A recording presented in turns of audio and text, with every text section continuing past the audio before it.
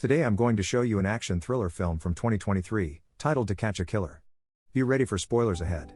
The movie opens up on New Year's Eve, and the city of Baltimore is complete with people partying in their apartments while others are just going about their business. As soon as a round of fireworks goes out, gunshots ring out, throwing the city into chaos. Bullets shoot out of nowhere at multiple locations, killing 17 people.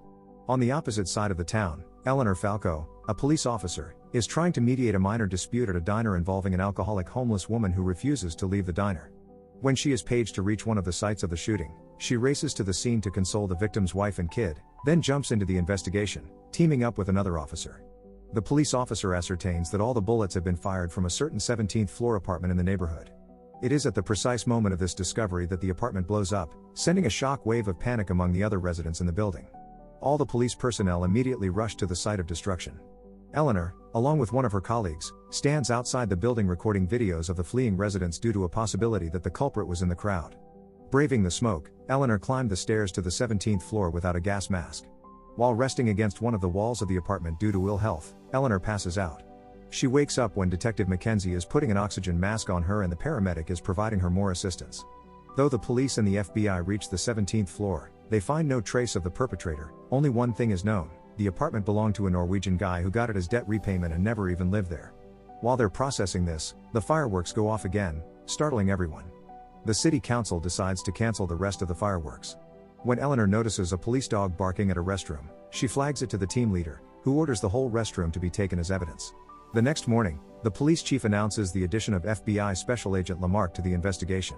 There are 29 bodies and no clues. Lamarck tells the squad that the killer is clearly not an amateur. He cautions them against generalizing about the suspect as a typical mass murderer. Following the briefing, Eleanor overhears Lamarck and Capleton arguing. He's more concerned with protecting the governor's reputation than finding the murderer. In the pantry, Eleanor tells a coworker that the murderer seems motivated by vengeance more than innate wickedness. After overhearing her, Lamarck presses for further information. She thinks that the killer might halt once he attains his objective, but this is not a certainty. Lamarck expressed a particular interest in Eleanor, and he introduced himself. The police chief calls Eleanor the next morning, telling her that Lamarck wants to meet her at the restaurant. She finds Lamarck engaged in a heated dispute with Capleton, who wants to maintain that the public beach is open, despite the threat. After Capleton departs, Lamarck invites Eleanor to have coffee with him. He compliments her profiling skills and asks her and Mackenzie to become FBI liaisons for his squad. Finding the painters who were involved in the apartment explosion 2 years ago is the only clue they have at the station briefing. As counterterrorism teams continue to meddle needlessly, Lamarck takes the opportunity to remind everyone that he is the one in control. He reluctantly approves of Capleton's no-curfew policy and adds complexity to the case by revealing that the weapon used was an obsolete M21 sniper rifle. Once Eleanor suggests reaching out to the caretakers of the arsenal to potentially gather information about these weapons, Lamarck authorizes the investigation. As they make their way to the morgue, Eleanor observes that Lamarck seems frustrated about the other team's interference with the case. Jack also points out it is typical and frequently causes delays. The enormous body count in the morgue shocks the investigators.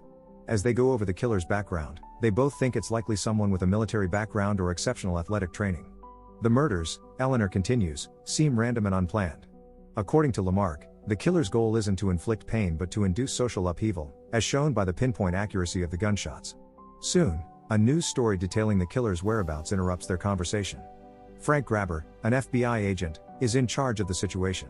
A juvenile has barricaded himself in the apartment and is making threats toward anybody who approaches.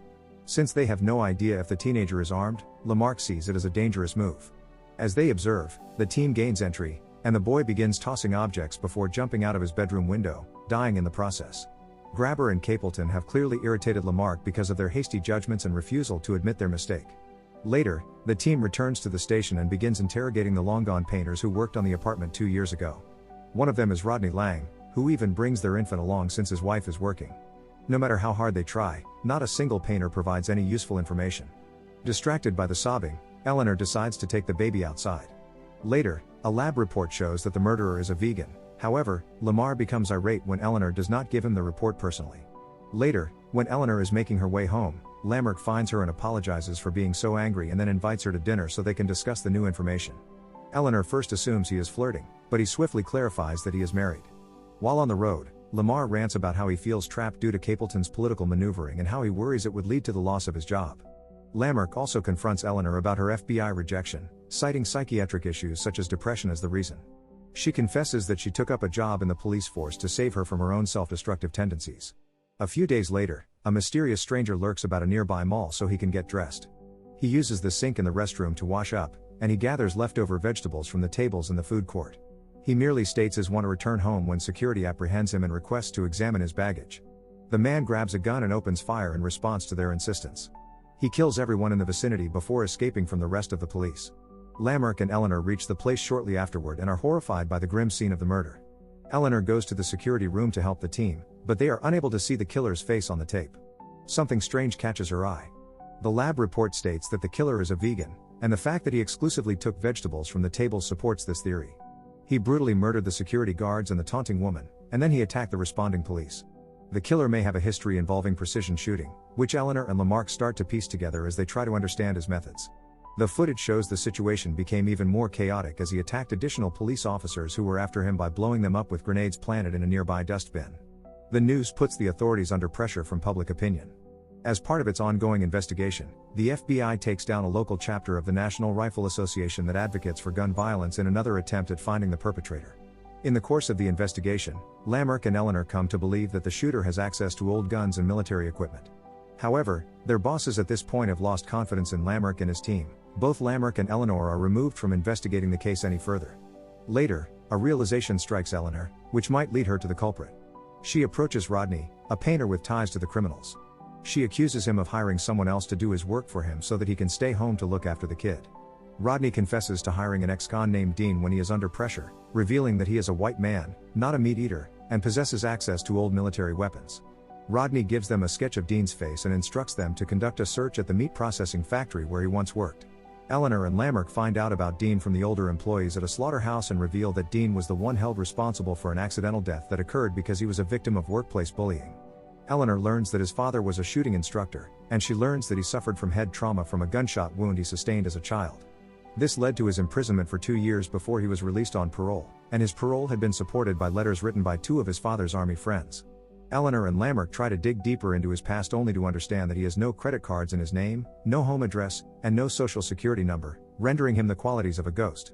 After arriving at Dean's mother's house, she briefs them about how her son was injured in the head by 2 bullets during his childhood and how he started despising the world around him as he grew up and became extremely introverted, so much that he was overjoyed when everyone was locked up at home during the COVID pandemic.